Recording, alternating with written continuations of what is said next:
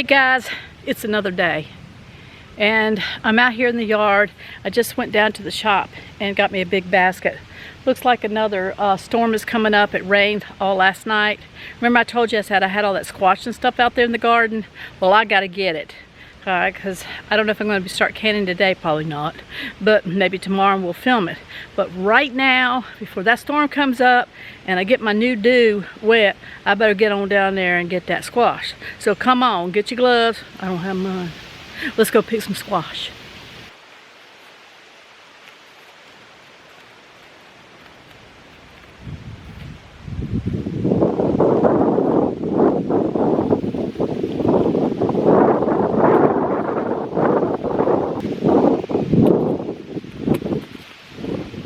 Bet y'all didn't see me. Sorry, I can't see what y'all looking at because of the sun. This is the size I usually like. There's some bigger hunkers right there. So let me get on down here and see. Let me move y'all over here maybe. And hope y'all can see. All right. Anyway, this is the size I like. But as you can see, some of these are like way too big. Mister didn't see them up under the leaves. Well, you gotta move the leaves. I mean, you know, they're not gonna pop up and go, here, pick me, pick me. So, like I said, I don't like them really big.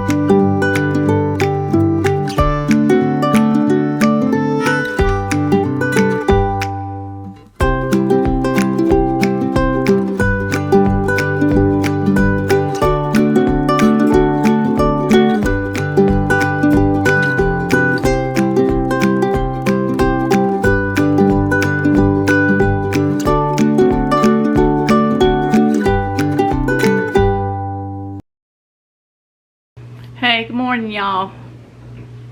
I can't remember what morning it is, but anyway, today, let me see if I can lift y'all up a little bit. Today, I'm going to be canning some squash. Yesterday, I went and picked what I saw that, some of it was too big, but what I saw that was ready to pick. And I'm going to go ahead and start canning. I don't want to wait till I have like tons and tons and tons at one time. So anyway, today, oh, what's up, y'all? This is Sheila from the hills of Virginia. I just woke up and I'm still groggy. I drank a cup of coffee. I slept in today. That's not like me. I'm usually up like 6 o'clock. It was about almost 8 o'clock. 8 o'clock. I'm thinking we got lots to do today and I got to get to this squash and I want to show you guys. So I'm going to try to hurry and get it done as fast as I can. Anyway, today is from picking, which I will put that video up, from picking to canning squash. All right, let's get started. I got loads of squash to wash off and cut.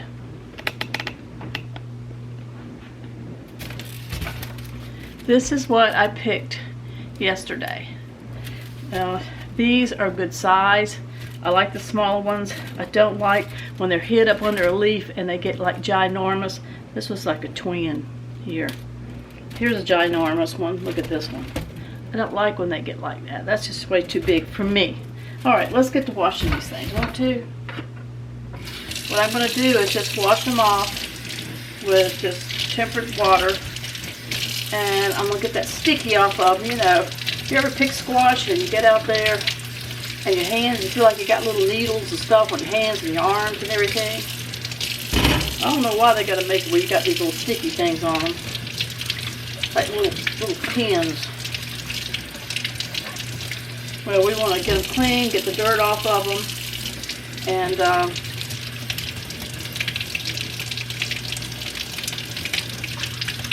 so we can get ready for cutting. Let me just throw all this in here.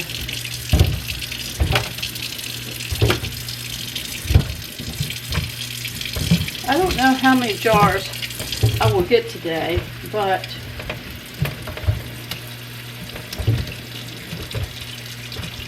whatever it takes, right?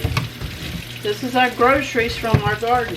Like I said, I have more squash coming in. I'm going to get my pantry packed with some squash for eating. But the way this economy is, if you have room to start your garden, maybe you can't do it this year, do it next year, Lord willing, the creek don't rise. You don't know how to can, maybe start looking at, oh, this is a Scrub Daddy. I got this at QVC years and years ago. I got a whole big huge box. I gave out some for Christmas, but boy, I love this little thing.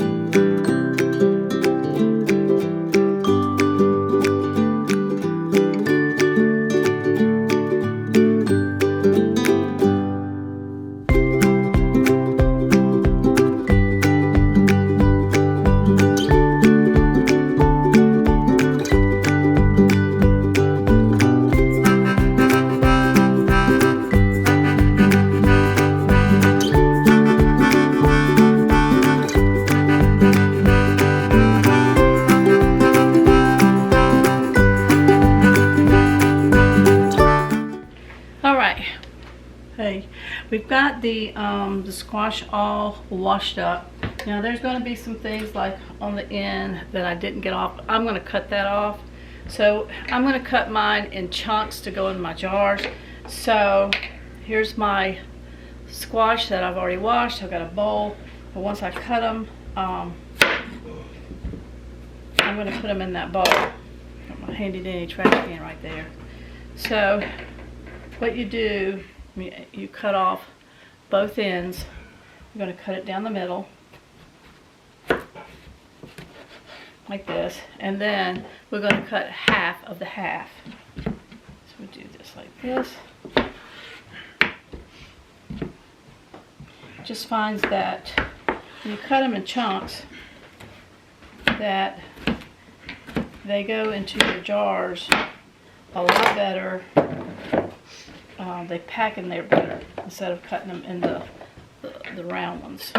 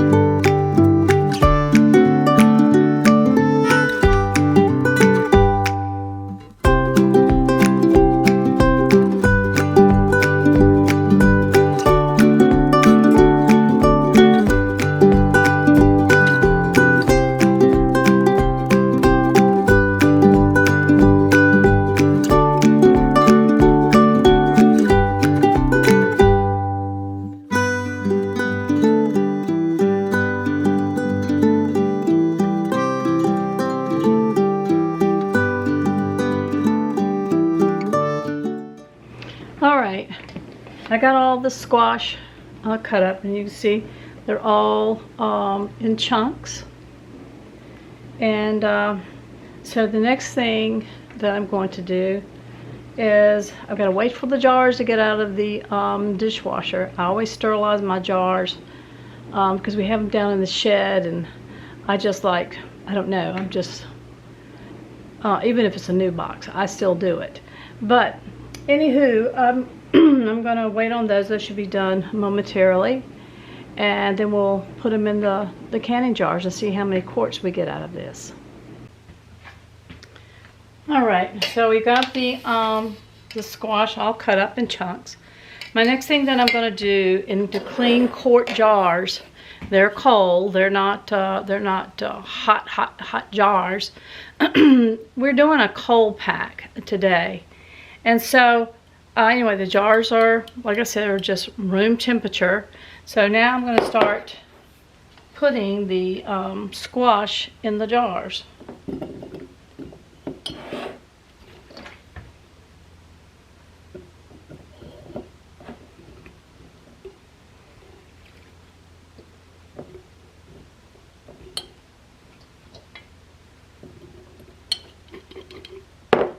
I usually shake it so I can get more in the jar, because when you cook them or pressure can them, you know, it's going to go down some. So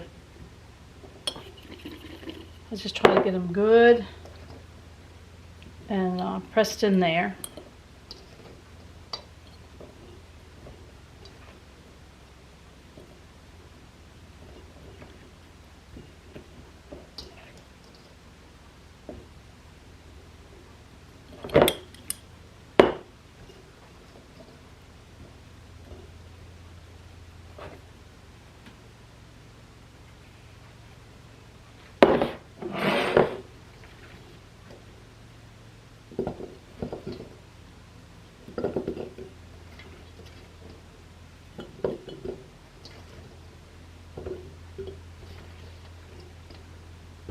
I hope I have enough jars.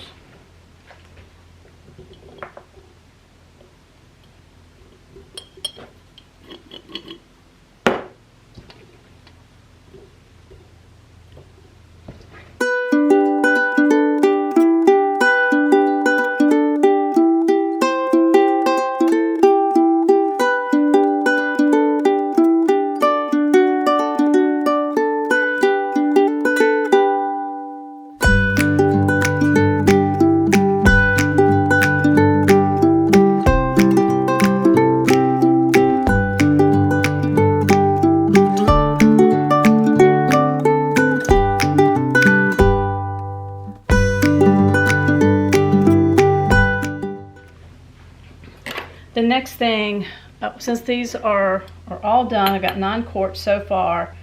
I gotta get some more jars from the shed. The next thing you want to do is that you want to put some salt. Now, don't use iodized salt, because it's going to make your jars really cloudy. And so you can use like Mediterranean salt, you know, the pink salt, just regular salt, but nothing that's iodized in it. So I've got me a 1 teaspoon, make sure, yeah, 1 teaspoon. So, and I really don't, let's see if I can get in here. Maybe I can stick it in like this. Yeah, I can. So I'm going to go ahead and start putting the salt in each one of my jars. So there's one. I'm just going to go so I won't lose track.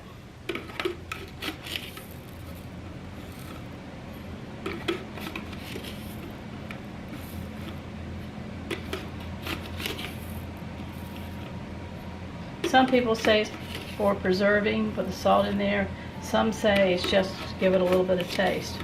I really don't know. I guess it's going to have to take a professional to tell you. Of course, there's just so many things out there, you know. People just do them all different kinds of ways. Okay, so each jar now has salt in it. the next thing I want to do is I'm going to go over and I'm going to get just water out of my spigot because we have well water. Now, you know, for those of you that have like city water that has fluoride and stuff in it, you might want to get a filter on your spigot to have the cleanest, freshest water without all the chemicals and stuff in it. So, but we have well water, so what I'm going to do is I'm going to go over to the sink and I'm going to fill it up cold water or tap water, lukewarm, you know, whatever comes up out of the ground up there.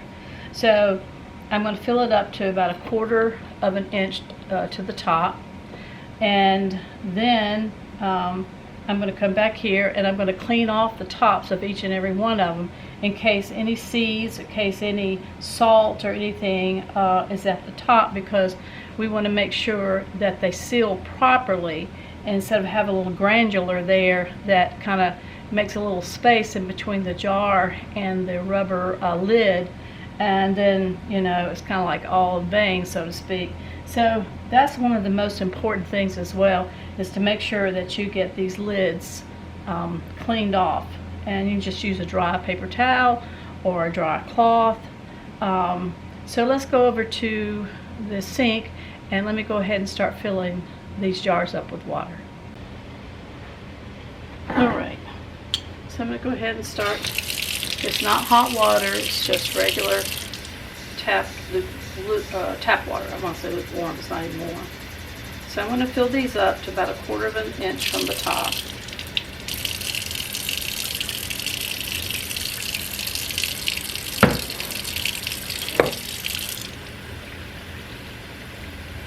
Now we are cold packing the squash.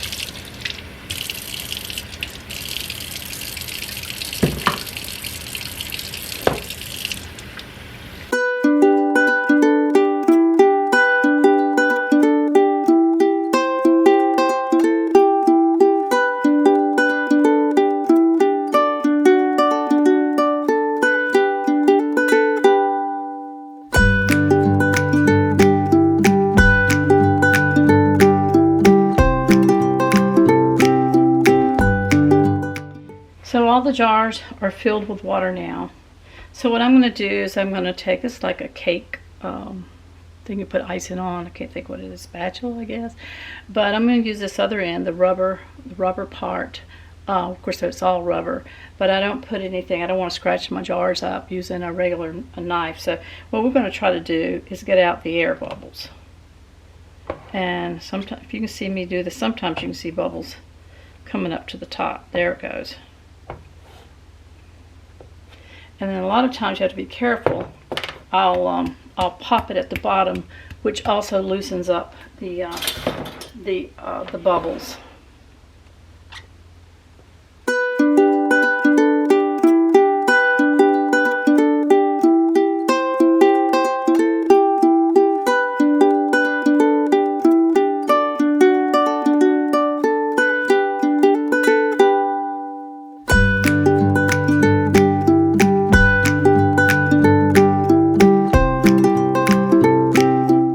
Now that I've gotten as much air as I can out of the jars, now I'm going to just I'm taking just a dish towel. You can take a paper towel, and I'm just going to make sure that the top of the jars are clean from any debris, salt, seeds, anything that possibly, oops. This only takes a second. Just want to make sure it's clean up there before you put your lids.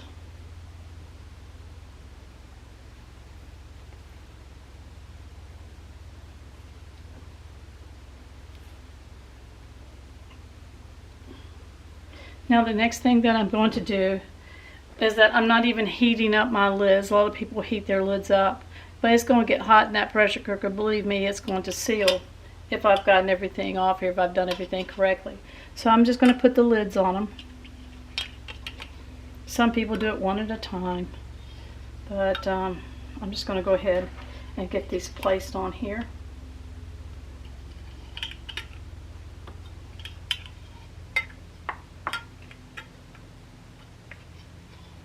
Now these are quart-sized jars.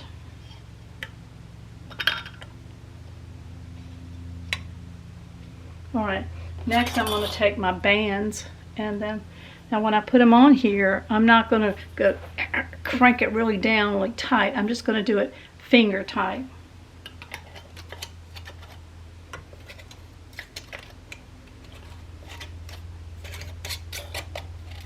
See that? That's all I'm going to do.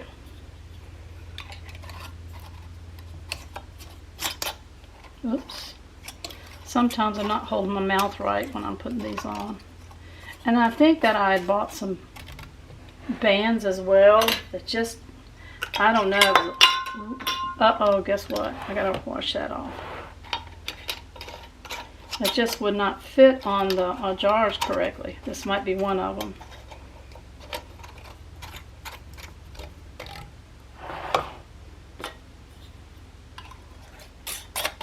See, it should go on like that, easy peasy.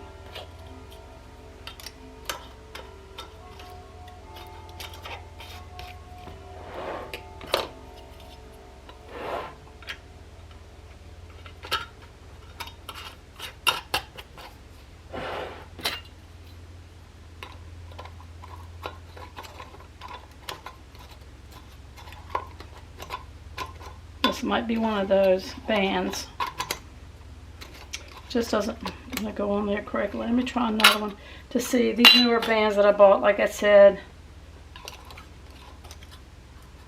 some just, I don't know why it will not go on there correctly. You can see I'm having a difficult time. There it goes.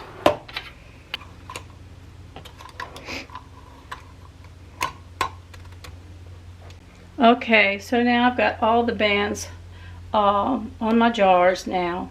I did forgot to tell you something, that also before you start using your jars, take your finger and run it around the top and the edges to make sure, especially if there's reused jars, that it doesn't have any chips out of it.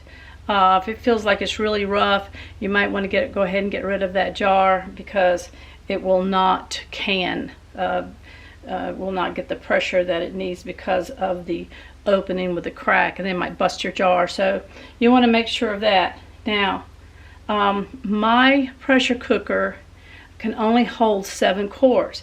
As you can see, I have 9. So what I'm going to do is do the first batch, and I might let these sit until tomorrow when I get the other squash in, so I can have 7 more quarts. So I probably will do that, but this will be okay sitting here for right now. They're sealed, they're in the water. So anyway, I'm going to go ahead and start putting these into the pressure canner. Alright, the next thing you can see here, making sure y'all can see down in there, is that I have my pressure canner.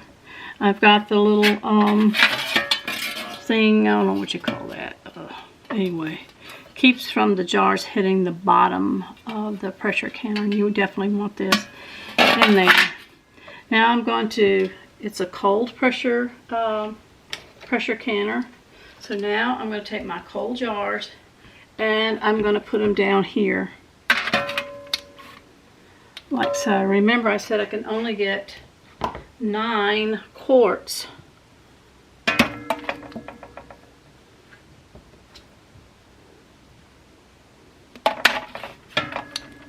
Seven quarts. I'll just say 9. I've got 9 quarts. I can only get 7 in here.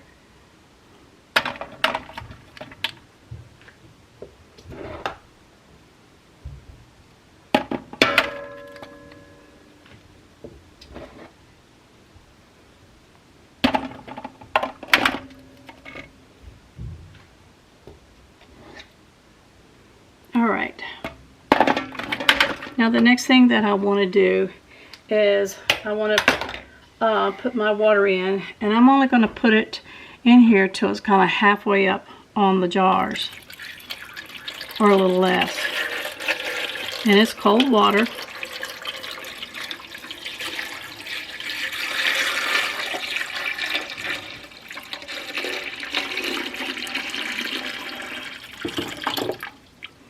And put just a little bit more. All right, what I also want to do is I want to get a 1/4 of a cup of vinegar, and I'm going to also put that in here. And the reason that we do that is to keep the jars from clouding up and getting gunky on the outside. It also helps keep the pressure canner clean on the inside. So next, I'm going to go ahead and put my lid on. Now y'all remember how I have such trouble getting this lid on. Well, I'm going to try it again today, see what we can do. I know there's a little clue to this, how to get it on. As long as I've been canning, I still have, it's got like a little arrow and stuff right there.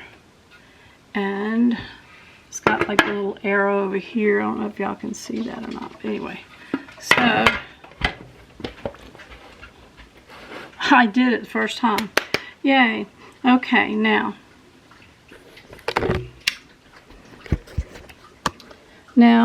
here I have my my gauge, and for my altitude, it's going to be of pressure right here. You have to check your ball pressure canning book to see what altitude you are as to how much pressure that you use. And again, I'm 2,500 feet. Mine is going to be 18 pounds of pressure. Now, I also have the, what did I do with it? I also have the little regulator here. I'm not going to put the regulator on there yet because I'm going to go ahead and turn my oven on, and the water's going to start getting hot. And then it's going to start spewing out of here steam. I want, when there is a steady stream of steam, then I will put the little regulator on it. This is getting out trying to get all the air and stuff out of the pressure canner. So I'm going to go ahead and start that. Once that steam starts coming out, I'm going to start timing it. Alright guys, here it is. You can see the steam coming out. So what I'm going to do next, once it starts, doing like that, steady stream, I'm going to put my timer on the stove for 10 minutes. So let's put timer. Then after the 10 minutes, and start. After the 10 minutes, then I will come back and I'll put the regulator on it. Alright, the timer's gone off for 10 minutes, so now I'm going to put my regulator on here. Now at this point, we'll be watching the gauge, and for me, I've got to get it to come up to pounds of pressure, no more. Keep my eye on it, and so I can adjust my heat settings so it'll stay at pounds of pressure for 30 minutes. Okay guys, it's I'm going to turn down my stove, and then I'm going to set the timer on 30 minutes.